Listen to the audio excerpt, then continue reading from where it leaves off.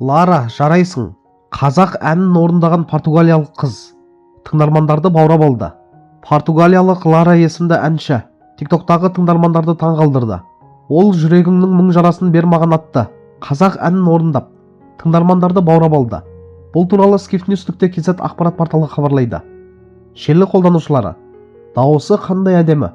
Осы қыз Қазбек Құрайышпен айтқан беді. Лара, жарайсың деген пікірлер тарады. Лараның орындауы Қазақстан мен Португалия арасындағы музыкалық диалогты орнатқандай әсер қалдырды. Шетелдік әншінің қазақ тілінде ән шырқауы шынайы құрметтің белгісі екені анық байқалады. Президент Қасым-Жомарт Тоқаев айтқандай, мәдениеттер мен ұлттар арасындағы диалог тұрақтылық пен дамудың кілті.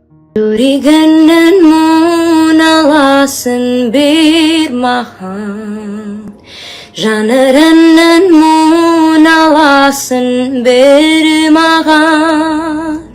Бал күндерді мен сыйлайын аңсаған, махаббатты айырбастып қайғанға, махаббатты мәңгірнайын мен сағын.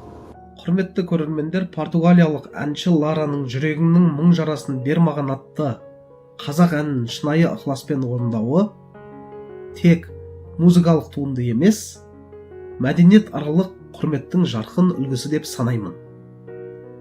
Әннің әуені мен мазмұнын терең сезініп, қазақ тілінде үлкен жауапкершілікпен жеткізген Лараны, оны тыңдау рухани ләззат.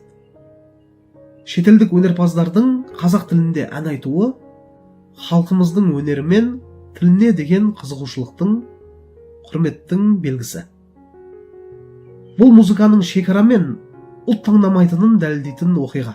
Лараның орындауындағы қазақша ән Қазақстан мен Португалия арасында нәзік музыкалық көпір орнатқандай әсер қалдырды.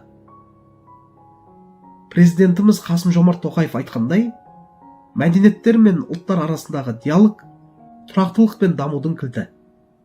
Осындай сәттер сол диалогтың тірі мысалы. Лараға алғысымыз шексіз, қазақ әні әлем сахналарында әуелей берсе екен.